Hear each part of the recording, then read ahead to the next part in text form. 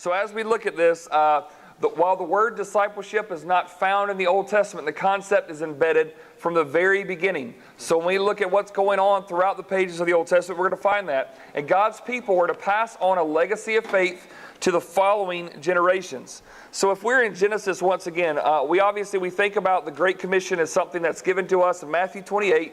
We think about discipleship, the call to go and make disciples, as something that happens in the New Testament. But even the fact that right now that we're going to be opening up a book named Genesis, written in Hebrew thousands of years ago, means somebody passed something from somebody else and it made its way to us, right? And so we're going to look at some things to hopefully open up our eyes to see how this happened. And let's start here with some Old Testament principles. The first one is this: the relational God created relational beings. The relational God created relational beings. Now, obviously, when you read that, you're thinking, okay, yeah, we know that God is relational towards us, but there's one concept that maybe you have thought about, maybe you haven't. But have you ever thought about that within the Trinity, that there's relationships, there's community? That even embedded in the Godhead, who God is, God the Father, God the Son, God the Spirit, that there is a communication, there is community, there is fellowship, there is connection with one another, sort of setting this idea about that even though it's hard for us to understand what the concept of the Trinity is, we see early on that God himself is relational, that there is this community sort of even built into who he is and how he translates. And so the relational God created relational beings because he said that he made us in whose image? His very own image.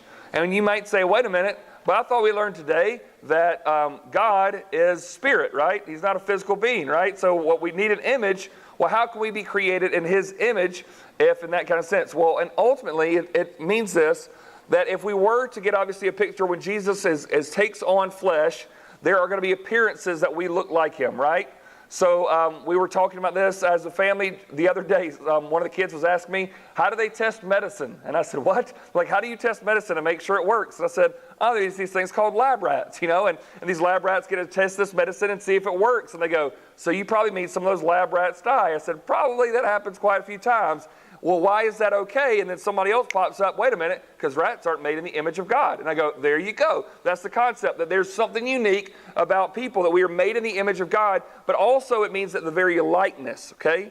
So we're going to have emotions, we're going to have feelings, a longing for connection. We're going to have different things that are like him, and so he's created us that way.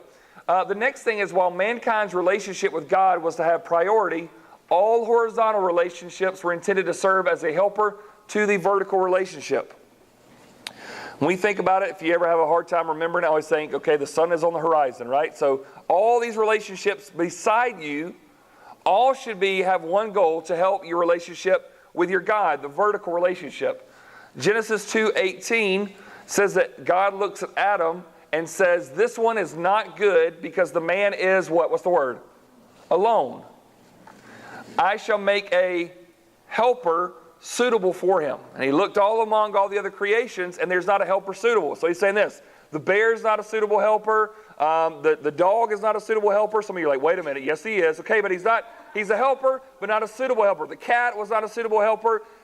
Adam needed something very, very different. He needed someone who would be like him, and so God creates this. Now, once again, that's in Genesis chapter 2. Does anybody know when the fall of mankind happens? What chapter?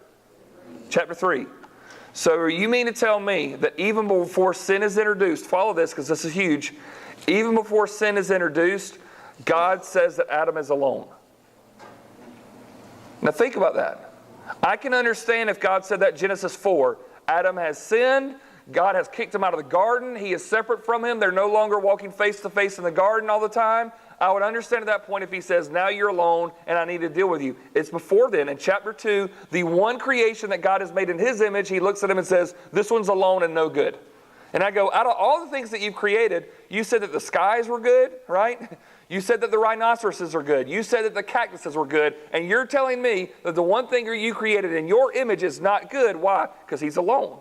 He was made for community. He's made for relationships. And right now, even though God Almighty is walking face to face with him, there's something that Adam needs, and it's connection.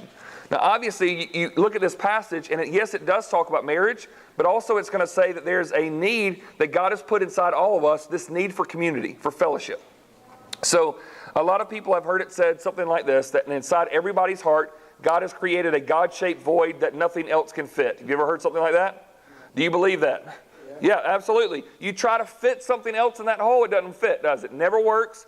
But it's also like this passage, Genesis 2:18 is saying that God has also created a person-shaped void in all of our hearts that he chooses not to fill.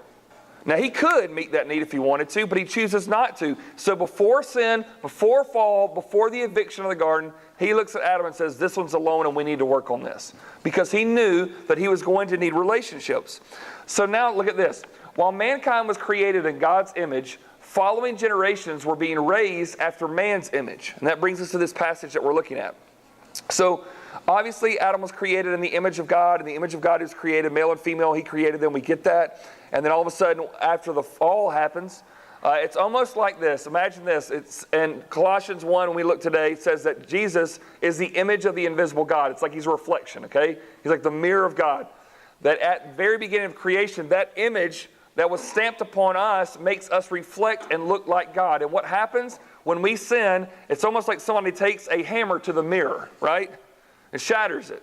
And you can still see some like, okay, that kind of looks like something, but it's just messed up from this point on. We're needing some type of healing, some type of fixing.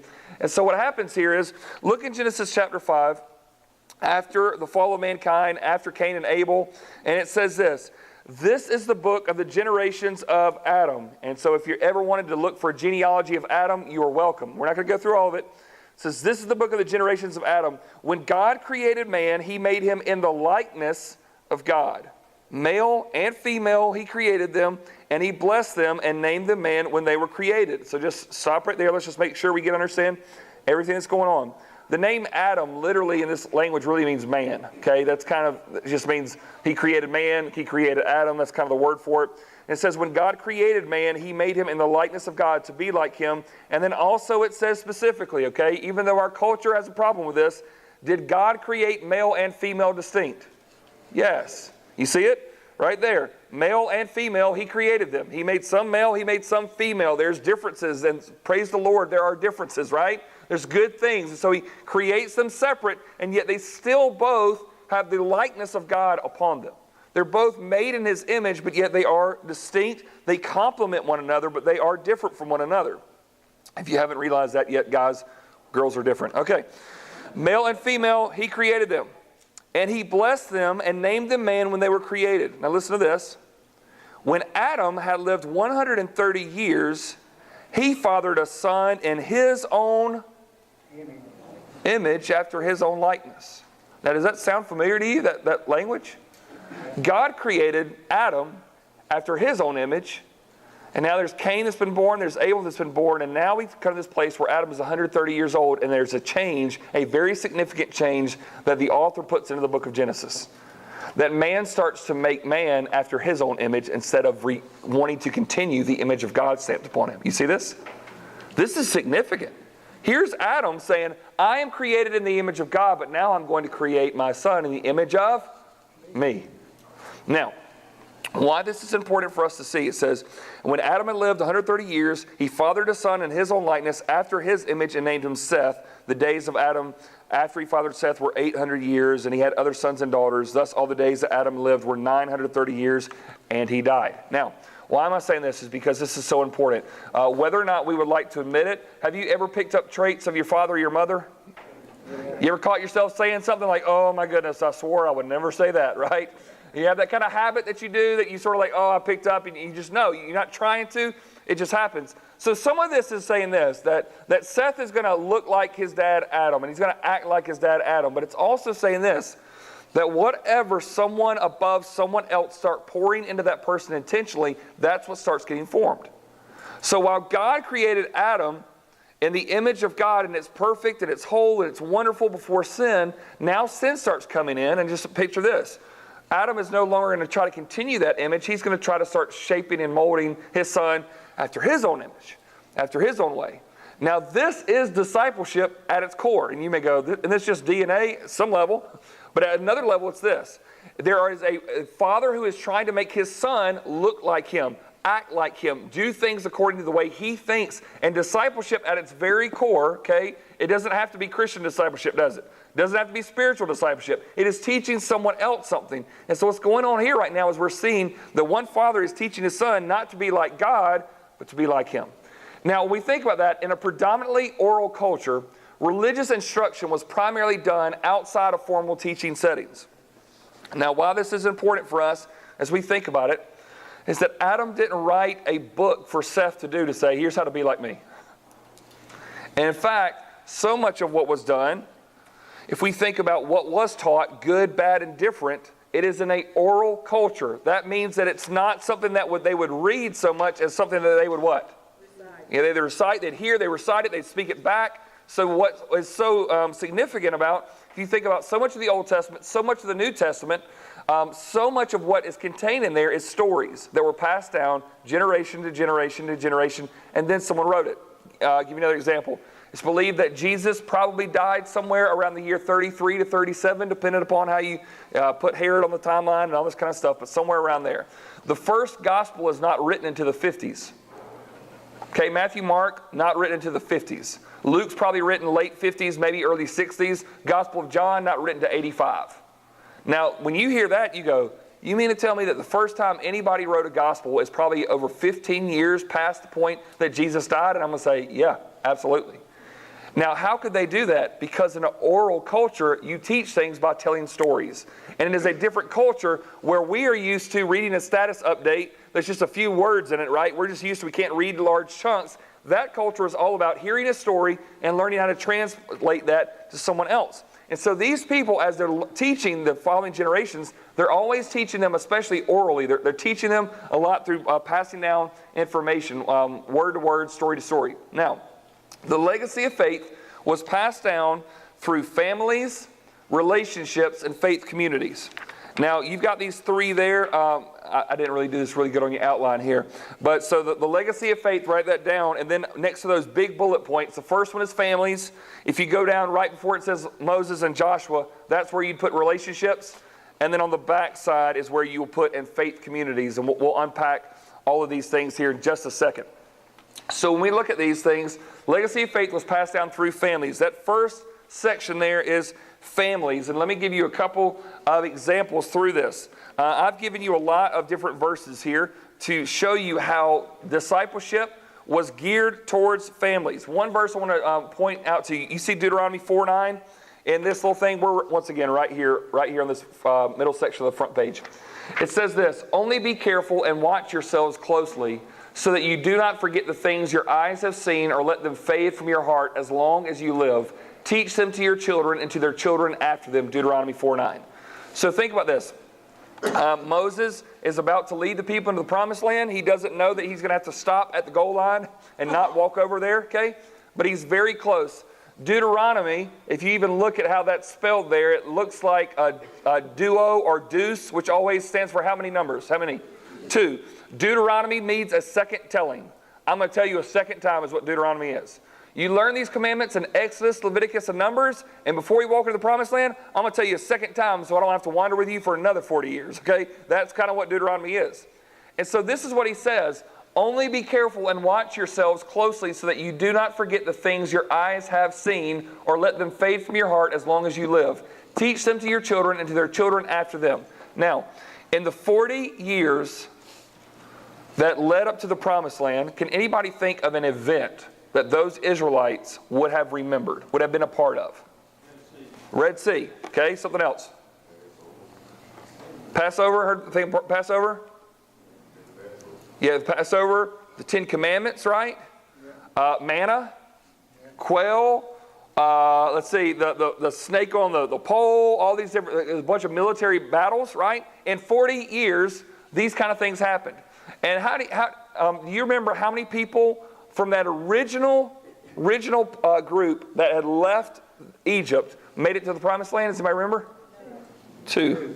Their names were? Joshua and Caleb. Along the way, along those 40 years, some people have been born, but that unbelieving generation wasn't going to be there anymore. So when they walked in the promised land, how are they ever going to know about the Red Sea? Because dads and moms are going to teach their kids. Son, you weren't here. Daughter, you weren't here, but let me tell you what happened. And you got to tell your kids, we cannot let the story drop along the way. This is important.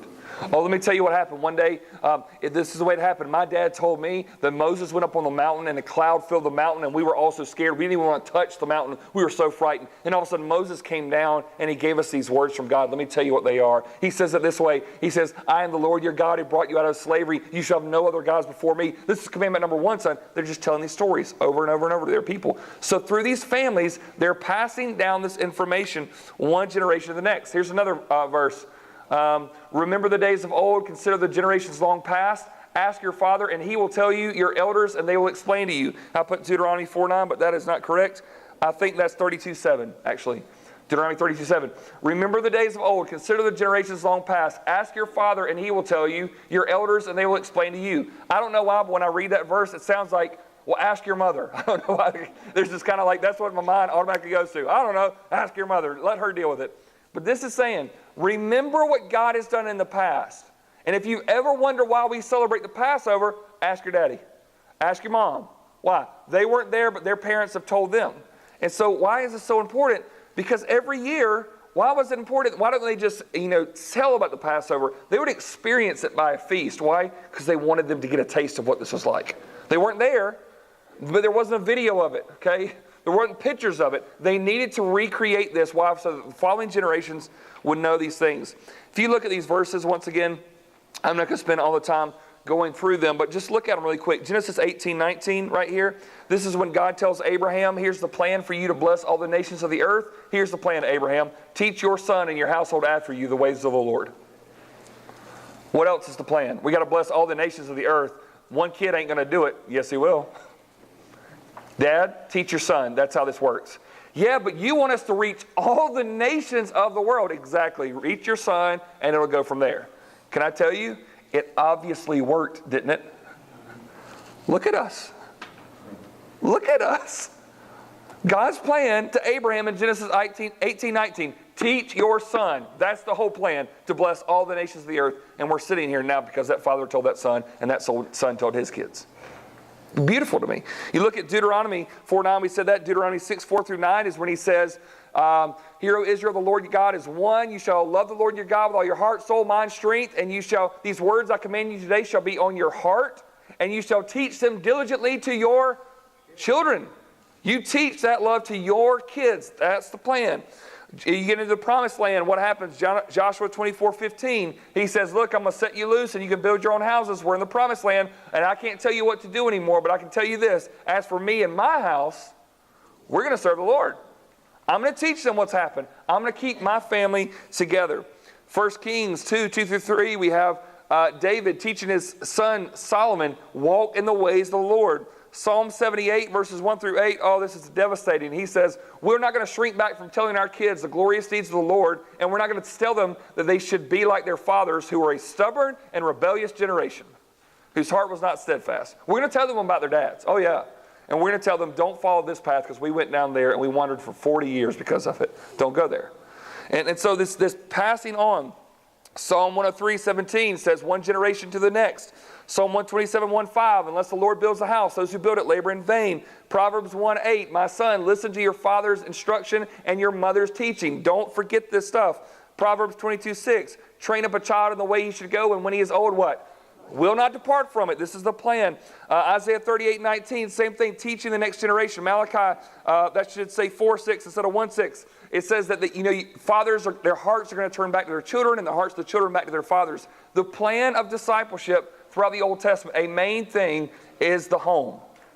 Now, we've talked about this here as a church, but I'll just remind us all that whether you have kids in the house, somehow you have family members that are estranged, you are empty nesters, you got people all over the place, I am telling you this, if you want your family reached for Christ, the best person to do it is you. Even if you feel like you don't understand, they won't talk to me, I have hurt them too bad, I am saying this. What an incredible testimony that they used to know you like this and watch you change now.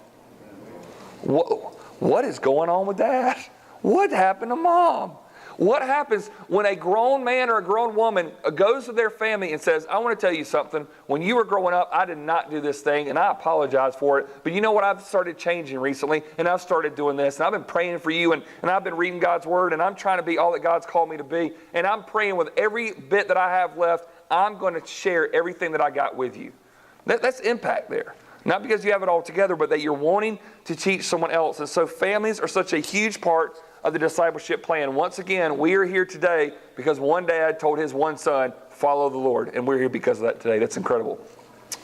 It makes me think, I'll just go ahead and tell you, I got to do a family conference for a church in Greer this weekend, Friday and Saturday, and I told them just how, what an incredible thought it is that one of my greatest investments, greatest ministry things in my life will be this. It will outlive me because of what I pour into my children.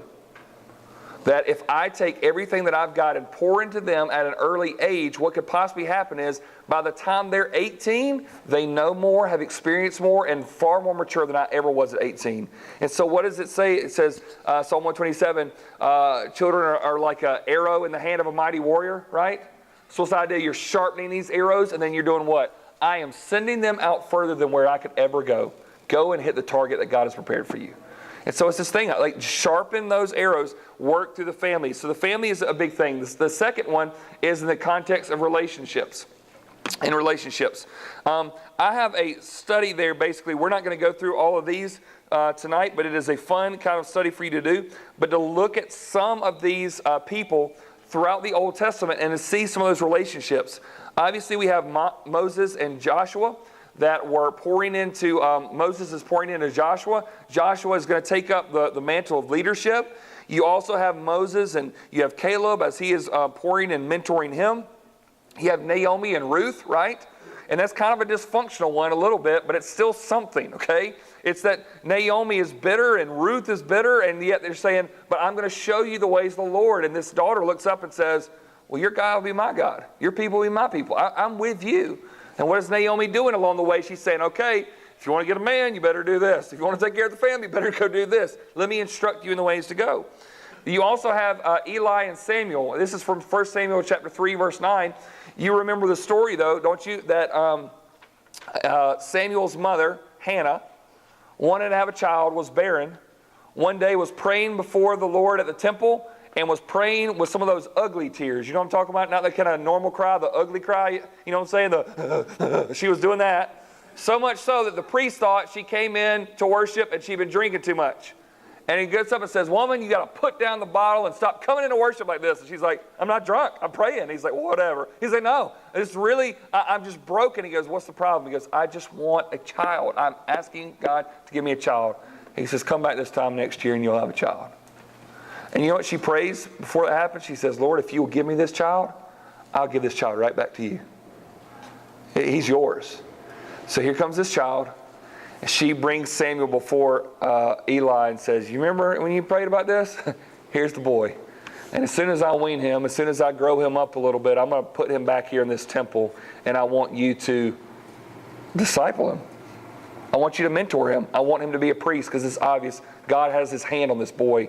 And so what happens is this young boy is ministering to the Lord. And it's beautiful because remember what happens one night? Samuel is trying to sleep, and what does he hear? Samuel, Samuel. And he goes, Eli, what is it? And Eli wakes up, just like as many of us would. What are you waking me up for, boy? Go back to bed. He's like, you called me. No, I didn't. Go back to sleep. Again, Samuel, Samuel. Father Eli, you called again? No, I didn't. Stop waking me up, boy. I'm going to be grumpy in the morning. Go to sleep. Okay, comes again. Samuel, Samuel. Eli, you keep calling me. And he goes, uh-oh. Maybe it's not a voice you hear of a man. Maybe it's God.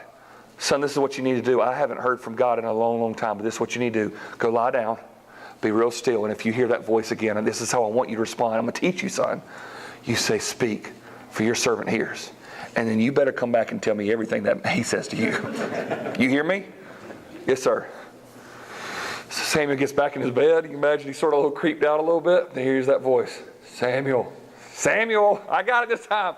Speak, for your servant hears. He goes, I'm glad you're listening, because when I tell you what I'm about to tell you and everybody else hears it, their ears are going to tingle because they're not going to believe what I'm about to do. I have taken away the priesthood from Eli and his family because Eli don't know how to raise his own boys. Doesn't know how to father his own kids. Don't know how to disciple his own sons, and his sons will not take up this role, but you will. And you tell him that his sons will not take up this role and that his family is basically their time. They're not going to be able to step into this role anymore. And this is what I'm going to do to wake people up in Israel. He lies down in bed. He didn't go back to sleep that night. All of a sudden Eli goes, "Wake up, boy. Tell me what he said." Samuel goes, he said something about the fact that he wants me for you to teach me because basically your kids are trash and they sin a lot. And he says they're not going to help and they're not going to be able to do these things and that you're supposed to train me and that basically the Lord's about to do something big in Israel that everybody's just going to be, they're going to be completely unbelieving about. And this is Eli's response to him. "Yep, that's the Lord." I know that voice. Yeah, you heard right. And so what happens is that Eli in his last few years gives everything he's got to Samuel, just teaches him, trains him, just the way he did that night. Here's how you respond when the Lord's speaking to you.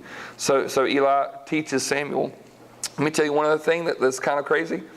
You know something else that Eli taught Samuel that I don't think Samuel wanted to learn? Guess what happens to Samuel's boys? Same thing that happened to Eli's. Samuel does all this stuff for the kingdom but can't do it for his own house. And so he picks up even the bad traits of his mentor. That's something to watch out for, everybody. There's some things that he picks up that he doesn't see how to get around in there. There's another 1 Samuel 22, verse 2, if you go down. Well, Samuel and Saul, if you look on there's a lot of things there that you can see that Samuel's trying to teach Saul. Saul's kind of a hard case if you haven't ever read his story. Turn the page over, you see Jonathan and David. Obviously, that's more peer mentoring. That's friend to friend, discipling one another, encouraging one another in the Lord. But then you get to David and the mighty men. And so when you think about the mighty men were a group of people that would go on these incredible missions for David and do all these incredible things of faith and be brave and do amazing things. And this is how David selected his men in 1 Samuel 22:2. "And everyone who is in distress and everyone who is in debt and everyone who was bitter in soul gathered to him. And he became commander over them, and there were with him about 400 men." Well, doesn't that sound like a group of winners, right? Man, that's the squad you want to build. Hey, I'm going to build me a mighty army. Let's find the people who are in distress, debt, and bitter in soul and bring those guys together. That'll be great. And those are the guys that David sets out for. Now, one of the reasons why, it's the only people who come to him, okay? And yet, David sees something in them. In distress and debt, bitter men, and says, "Oh, I see something in you. We're going to take those where you're weak, and I'm going to make them strong." And what happens throughout the pages as you see these things about the mighty men, just a few chapters later, David one day goes, "Oh, I wish I could get a drink of water from that well in Jerusalem." These guys are scaling walls and doing all types of heights. Why? Because this is their man. This is the guy they'll go serve. These are the guys who go fight giants that are bigger than Goliath. Why? Because that man taught us how. And so there's this discipleship. These guys who once were in distress, bitter, debt, everything, and they turn into what's called the mighty men. I don't think that was what was on their profile originally. You see Elijah and Elisha. Do you remember that? Elijah's going to pass down the mantle to Elijah. What does Elijah pray for? "I want a double portion of Elijah's spirit. Man, I see that in him, and I want that and more. Oh, Lord, would you give that to me?" And he teaches it. And Elijah is going to put his mantle on Elisha and say, "I'm going to train you in this time." Jehoiada and Joash are great stories once again to look at, but these are examples of people that weren't in family, but they were relationships that this is happening. Let's also look at this. Also in faith communities is that third one, in faith communities. And so with this, while the family is a huge outlet for this, relationships are a huge outlet for this, discipleship is happening in faith communities. There's a lot of different verses that I gave you there, like in Exodus 12, 17, and 26, 27. Those are once again the Passover. Those are saying, hey, here's some things that you want to teach your children because they weren't here to see it. Make sure they don't forget it. Same thing through Leviticus and Deuteronomy and Joshua. Then you get to Judges 2:10, and this is what it says. "And all that generation also were gathered to their fathers, and there arose another generation after them who did not know the Lord or the work that he had done for Israel." Well, how did one generation not know it? Because nobody was standing up with those faith communities, no fathers, no mothers, nobody standing up. And so what's going to happen in the next few chapters is this, is that the people of God are scattered, doing what's right in their own eyes. There's no leader, there's no captain, there's no rallying cry. Why? Because somebody didn't do their job teaching the next generation. So in this, even in the book of Judges, we see this go forth.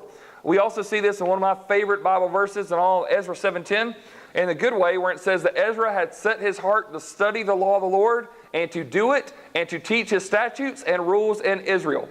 If you ever wanted a reason why we read the Bible, Ezra 7:10 is for it, because I got 4 things that I see in there.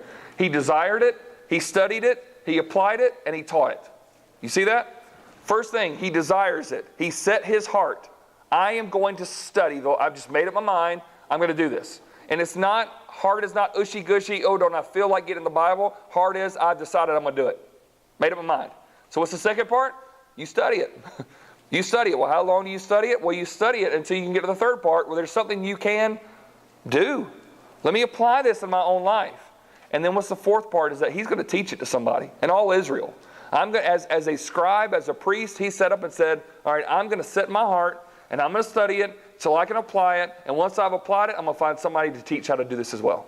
And that's what he did. He did it through these faith communities as a leader within those faith communities. Psalm 22 is going to speak about that. And 71, all these different places once again. Lamentations 5:19 is a great place where it says, "Oh Lord, your throne endures forever and from generation to generation." Psalm 145:4 says, "One generation shall commend your acts to another." Just keep going down the generations in these faith communities. And so even as you look in the Old Testament, don't you see that this is not too far from where we are today? Okay, so as New Testament believers, as Christians, are we to disciple those in our family? Yes or no? Yes. Absolutely. In fact, I would say this. You probably have, even though you may feel like you don't have as much information or knowledge as other people, I guarantee this. You have a greater desire to see your family right with the Lord more than anybody else does. You do. Listen, I care about your mom, I care about your brother, I care about your sister, I care about your spouse. I hope you care about them more than I do. Okay, is that fair? Hopefully. And so here's the thing. Yeah, I can help. But you know what? I have a family I need to invest in, and you care about them more. You're around them more. And so in the same way, should families be one of the most important places that we get and disciple one another? Absolutely. The second area is relationships. Are there people outside of your family that you just feel this strong connection with? Absolutely. And you're learning from them and you're being mentored by them. And then within the faith communities, whether it's somebody like me with a microphone standing up or it's in a gospel group where you're sharing life, it's the rhythm and flow of faith communities sharing and discipling one another. Now, here's one thing I want us to do to look at a little bit more in depth is the Old Testament example of Jethro and Moses. I want you to turn to Exodus chapter 18. I went around and looked at a lot of different passages and I thought, okay, we'll just spend about 5 minutes on all these major players, but the more that I looked at Jethro and Moses, I just like, oh, can we just camp out here for a little bit? And I went ahead and I have apologized to my children because the other night I was asking them, I said, hey, y'all know the story about Jethro, right? They're like, I was like, I have failed as a father. Open up your Bibles, let's go. And the more that we studied and looked at this, I'm telling you, this is one of the most beautiful evidences of discipleship in the Bible and really has challenged me in a huge, huge way. And it says there in those introductory words there, as Moses led the Israelites to the promised land, his responsibilities were immense. Can you imagine? Leading thousands of people through the desert. You got food you got to worry about. You got danger you got to worry about. You got whiners you got to worry about. You got babies. You got senior adults. You got male. You got female. You got all kinds of stuff. And people got sand everywhere, okay? It's not a good place. His responsibilities were immense. But also, along the journey, his father-in-law, Jethro, instructed him in a way of discipleship that is easy to imitate and replicate. So I know you think Jethro is your cousin from Alabama, but actually he's originally from the Old Testament, and this is Moses' father-in-law. And I love what happens here in these verses. And so let's look at Exodus 18 and study this together. So it says, Jethro, the priest of Midian, Moses' father-in-law, heard of all that God had done for Moses and for Israel, his people, how the Lord had brought Israel out of Egypt. Now, Jethro, Moses' father-in-law, had taken Zipporah, Moses' wife, after he had sent her home along with her 2 sons. And so I'm going to skip some of this over, but basically just saying they have this relationship. Once again, obviously you have a relationship with your father-in-law. It may be challenging, it may be great, whatever it is, but there's a built-in connection there. So then look what happens. Let's go down to verse 8. Then Moses told his father-in-law all that the Lord had done to Pharaoh and to the Egyptians for Israel's sake, all the hardship that had come upon them in the way, and how the Lord had delivered them. And Jethro rejoiced for all the good that the Lord had done to Israel, in that he had delivered them out of the hand of the Egyptians. Jethro said, Blessed be the Lord who has delivered you out of the hand of the Egyptians and out of the hand of Pharaoh, and has delivered the people from under the hand of the Egyptians. Now I know that the Lord is greater than all gods, because in this affair they dealt arrogantly with the people. And Jethro, Moses' father-in-law, brought a burnt offering and sacrifices to God, and Aaron came with all the elders of Israel to eat bread with Moses' father-in-law before God. Now, once again, if you look at this, first off, he's a priest of Midian, and then all of a sudden when Moses tells his testimony to his father-in-law says, "Phew, I have had a lot of, I've done a lot of priestly duties for a lot of gods, but there's no God like this God." And what does he do? He brings a sacrifice before this God, basically saying this: my faith now belongs to who? The one true God. One true God. So here's this father-in-law that is going to come in. And so he comes to faith in this moment. I believe he comes and has the sacrifice. How is the sins forgiven? Well, it's the sacrifice that's pointing to the one true sacrifice that Jesus will make. And so, but yet Jethro still has this role in Moses' life due to being an older man. But look at this first thing. The first thing in this passage you see is proximity. That you find a potential disciple from within your existing relationships. The proximity piece here is that Moses and Jethro were around each other because they were related. They had an existing connection. They were in proximity to one another. So when I think about this, so what does that mean? If you were to disciple someone, or you were to ask someone to disciple you, here's what you probably wouldn't want to do. You probably wouldn't just sort of like go on the church roll and just go, I'm just going to sort of put my fingers down and just sort of put my hand by a name and just go, I wonder if this will work. You want somebody that's near you. You want somebody that you're already in close relationship with. Somebody that's easy to walk by the way, to spend time with, to connect with. And so in this connection, we see that in Jethro's case, Jethro and Moses obviously have a natural proximity to one another.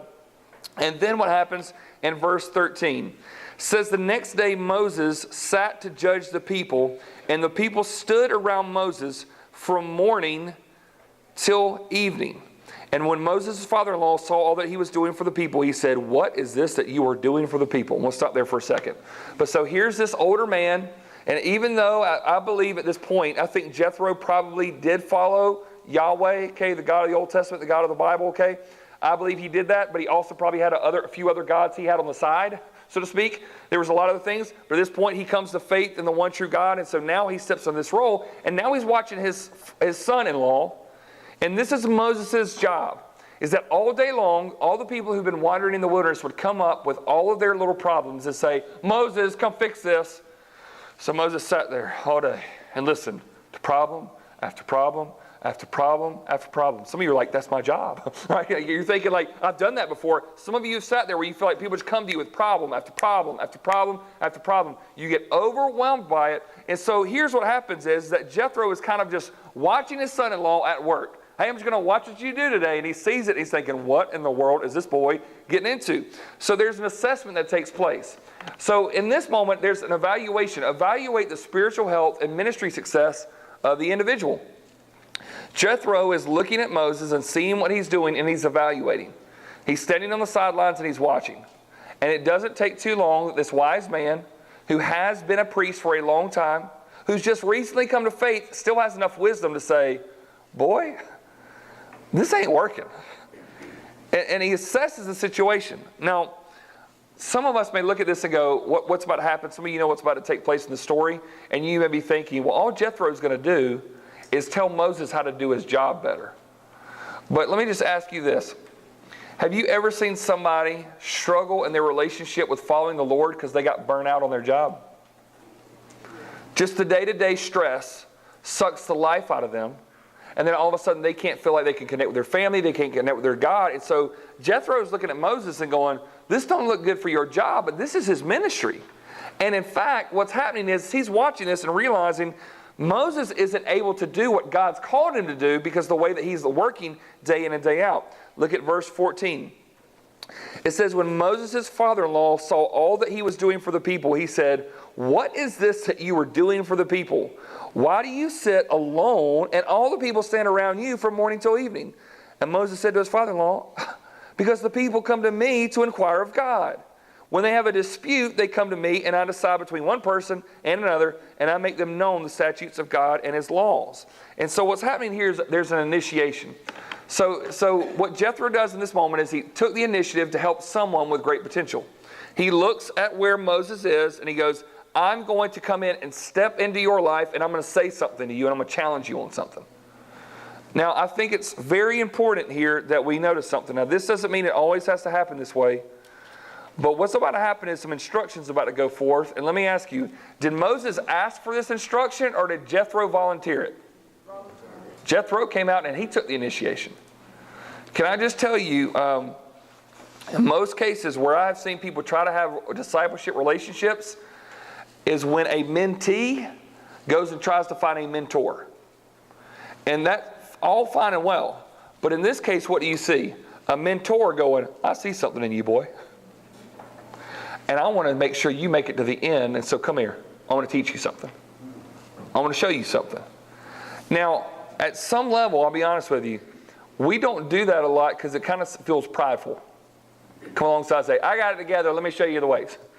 Well, all Jethro is doing is he's watching his son-in-law and saying, I see some things in you and I want to help you. Let me tell you where just a few weeks ago, I called a pastor in the area. I knew some of the stuff going on in his life and his ministry. And I said, hey, can I take you to breakfast one day? And he said, sure, let's get together, this kind of stuff. And he's younger than me. Okay, so there are pastors younger than me in the city. Just want to let you know. So anyway, that's happening. And I looked at him and I said, tell me how you are. Tell me how your family is. Tell me how your ministry is. And he goes, I'm wiped out. Just wiped out. Just hitting the wall, not sure what to do. And I said, can I tell you something that I see? I said, I'm not that much older than you. I don't have it all together, but I'm taking the initiation here because I'm worried about you. And I see so much potential in your life, but I'm worried you're going to hit the wall, and I don't want to see you hit the wall. Can I teach you some things? Now, in some ways that felt very kind of like arrogant or brash of me to come in and say, I'm going to come help you. But you know, all he's got to do is say, I don't need it. But at least on my end, I'm saying, in this case, I'm reading this from Jethro and going, Jethro's taking the initiation. I see something and I want to make sure this happens in you, and I'm worried about it. Then verse 17, there's a challenge that takes place. Moses' father-in-law said to him, what you're doing is not good. Okay. Now, some of us were like, oh, all of our father-in-laws have said that to us at some point, right? What are you doing? This doesn't work, right? What are you thinking? This is not the way to do this. But in this moment, Jethro, there's a challenge. Identify key areas that the person needs to address. He just simply calls them out. This isn't good. Son, I love you. It's not going to work. I love you, but I've taken the initiation, but now I'm going to challenge you. This is not working in you. And so, once again, it seems kind of arrogant. It seems kind of troublesome for us to come up to someone and say, I see something in you and I want to challenge it. But let me ask you, did the disciples ask to follow Jesus, or did Jesus tell them to follow him? Jesus said, come here. You caught that fish? You're going to catch even more than that. Drop it. Follow me now. What? Oh, Matthew, you think you're doing a good thing here? I forgive you. By the way, come with me. Leave it all behind. Follow me now. It's not Matthew going, Jesus, can I go with you? Not happening. Jesus is saying, you, follow me now. Right now, leave immediately. Come with me. And so this is the place. And yet, there's sometimes, what does Jesus do? He challenges them just like Jethro does. Hey, Peter, Andrew, James, and John, you've been fishermen all your life, right? Yep. Your father's training you how to fish? Yep. How many fish did you catch last night? 0? Throw your net on the other side of the boat. Oh, thank you, carpenter man. Because obviously you know how to fish better than us.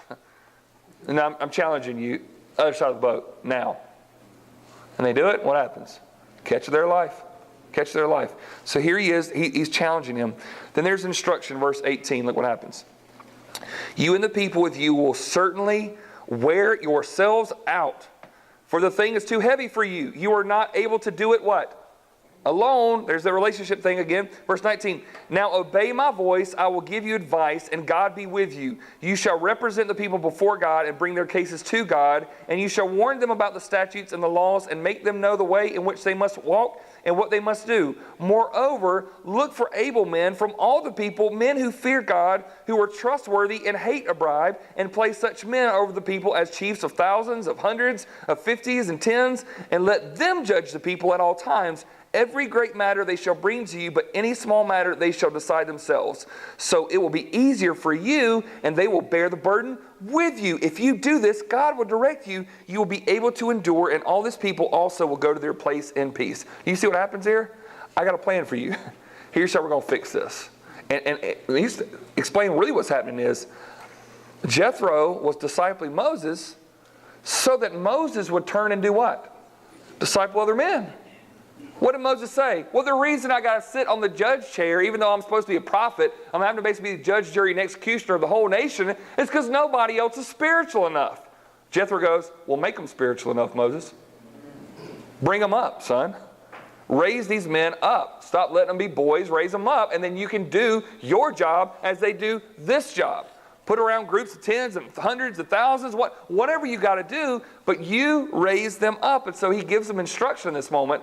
So provide reasonable and practical wisdom for the person.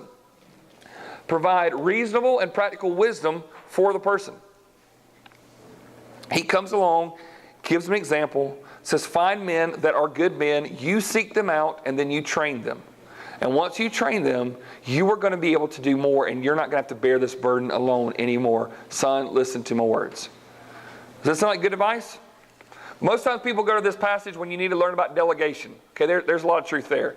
But ultimately what this is a father figure telling a son, saying this, son, I want to make sure you get to do what God's called you to do and you don't get burnt out along the way. In this last few verses, there's application. Verse 24, it says, so Moses listened to the voice of his father-in-law and did all, and that's just a miracle in itself, right? For some of you, right? Like, oh my gosh. Moses listened to the voice of his father-in-law and did all that he had said. Moses chose able men out of all Israel and made them heads over the people, chiefs of thousands, of hundreds, of fifties, and of tens.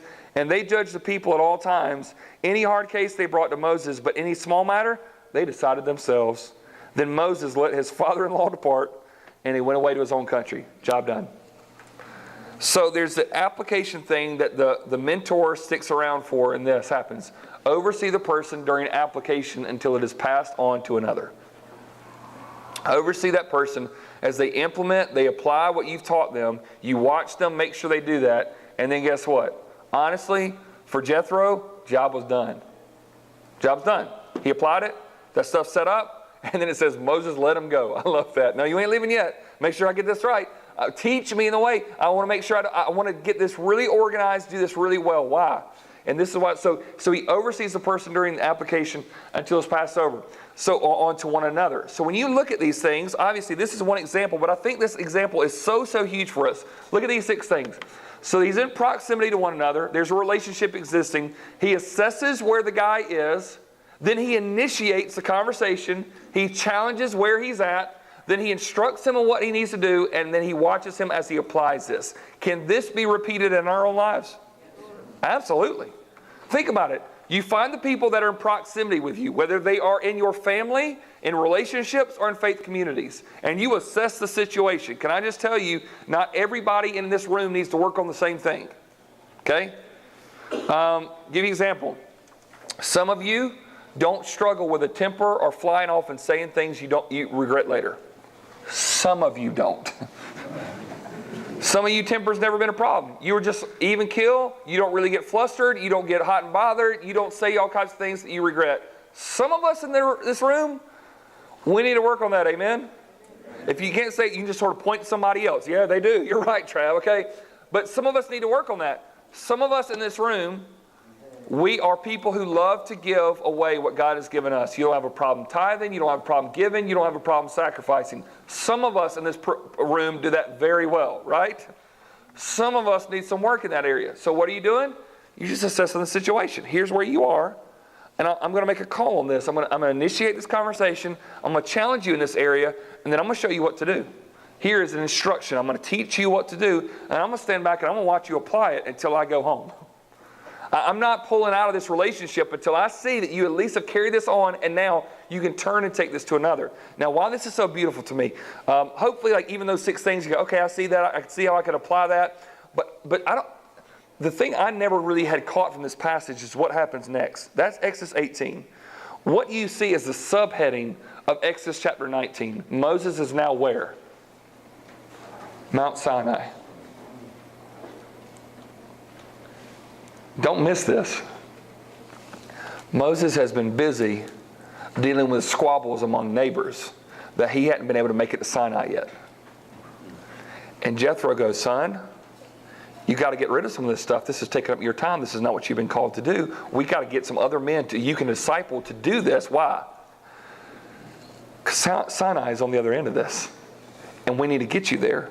What happens? Look at chapter 19, verse 3. It says, while Moses went up to God, the Lord called to him out of the mountain, saying, thus shall you say to the house of Israel of Jacob, tell the people of Israel, you yourselves have seen what I did to the Egyptians, and now I bore you on eagle's wings and brought you to myself. Now therefore, if you will indeed obey my voice, keep my covenant, you shall be my treasured possession among all peoples, for all the earth is mine, and you shall be to me a kingdom of priests and a holy nation. And what's going to happen there in just a little bit? Smoke's going to fall on that mountain. God's going to come and speak. And what happens in chapter 20? 10 Commandments. Moses doesn't get the 10 Commandments until someone has taught him how to manage some of these things to make sure that he is able to get to that mountain and do what God's called him to do. Now, I am not saying that if Jethro had not come about, that Moses would have never received the 10 Commandments. I'm not saying that. I am saying this. God used Jethro to get Moses to Mount Sinai. That was the way that God got him there. Clear up this stuff, boy. You've got to take care of this stuff. You're going to wear yourself out. You're going to burn out. And you're going to miss something if you don't take care of these things now and pour yourself into other people and multiply what you can do. And then all of a sudden, Sinai. Face to face with the Lord Almighty.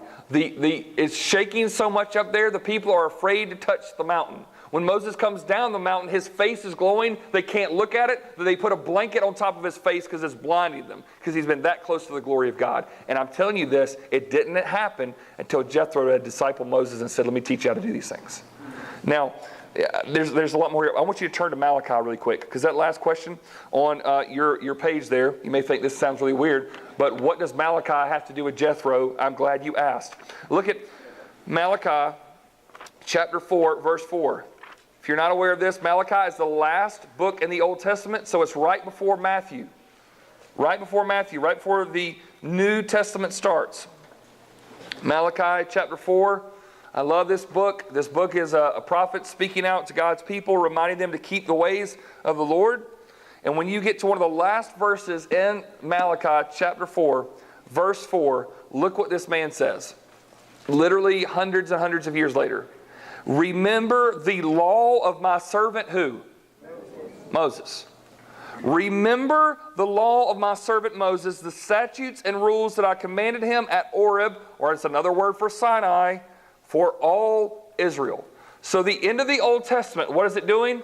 Pointing back to the law that Moses had received that he may not have received if Jethro had not gotten some of this stuff cleared up in his life. Malachi, is he giving us new rules? Nope. He's pointing to the old rules. He's still pointing back. Now, here's what I want you to do for a second. How are these guys related? I want you to think, is there a point of connection from Jethro all the way to Malachi? We go, yeah, they're all in the Bible. That's not what I'm asking. Jethro to who? Jethro passes something on to a guy by the name of Moses, and Moses passes it on to Joshua and Caleb, and Joshua and Caleb passes it on to Judges, and Judges pass it on to Eli, and Eli passes it on to Samuel, and Samuel passes it on to Saul, and Saul goes to David, David goes to Jonathan and Solomon, Solomon goes to his sons, and then all of a sudden these prophets stand up like Elijah, and Elijah goes to Elisha, and Elisha goes to Jeremiah, and Jeremiah is going to go to Daniel, and Daniel is going to go down to Amos, and Amos is going to go down to Habakkuk, and Habakkuk is going to go down to Malachi. This thing is the reason we're reading it today is because discipleship took place. Somebody is passing this thing on to this thing, to this thing, and it all started with some guy named Jethro, okay? Do we sit here and go, let's do a sermon series on Jethro? No. Some of you, let's be honest, you didn't even know Jethro was a name in the Bible until just a few minutes ago, right? He's not on the top list. And I'm telling you this, he's related to every other person in the Old Testament. Why? Because even after just the Lord converting him, he did what he could to disciple someone else, and we are benefiting from it right now. And I say that because it's so important here. Some of you might end up being someone who is well known as Moses. I don't think so, but maybe, okay? Some of you might have a role of Samuel in life. Some of you might have a role like Naomi or Ruth. Some of us might have a role like Jethro, though. Not really known that very well. Not very significant. Not going to hold a public platform. Not going to have thousands of people subscribing to our podcast and reading our books and coming to our conferences. But if you don't have that person somewhere standing way back in the background, generations later, it's passed on. Think about this. We are sitting here in a different language, in a different country, in a different culture, talking about this example, still holding on to the 10 Commandments because that man's father-in-law sat him down one day and said, son, I'm worried about you. Let me teach you the way. And I'm saying, what power is there in that? And I'm saying, you have that same power right now. To find somebody that you see something in and you're in proximity with, and you just kind of assess the situation and you look at it and say, son, I need to tell you something, and I'm going to challenge you in something you're going to do, and I'm going to teach you what to do, and I'm going to turn you loose, and I want you to teach somebody else. And let me tell you, generations will benefit from it. Nations will benefit from it.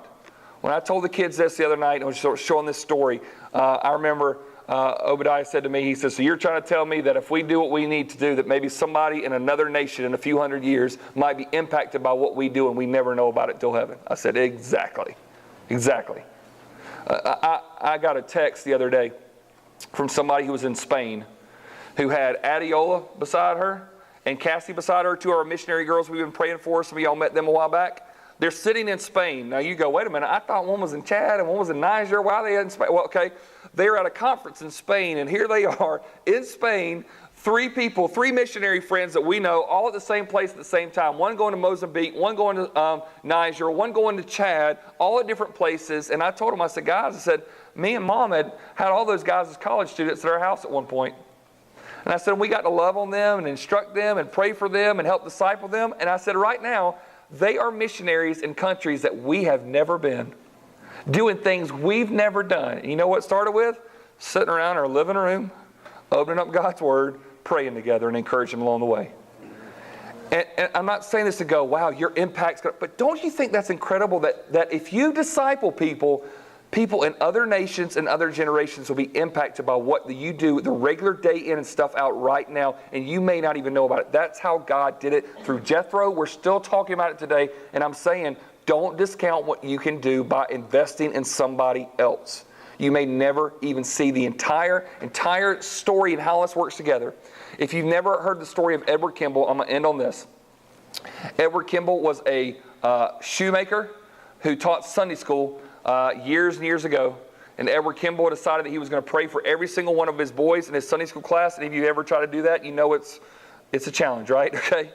And he prays that every single one of them is going to receive Christ. And he goes to one of his boys one day outside of Sunday and finds him, shares the gospel with him. That young man receives Christ. That man turns out to be D.L. Moody, if you've ever heard of him. And basically what happens is that there are these series of evangelists that D.L. Moody goes to this guy, that ends up to another guy by the name of Billy Graham. And here's this shoemaker that invests in one kid that all of a sudden one day invests in somebody who gets to Billy Graham. And has Billy Graham reached a few people for Christ in his life? Just a couple? Incredible amounts. Why?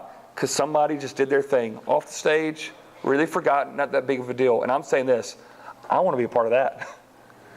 I want to be a part of my life going even further and faster than what I'll ever be able to see with my physical body because of what God does spiritually through the legacy of discipleship. And so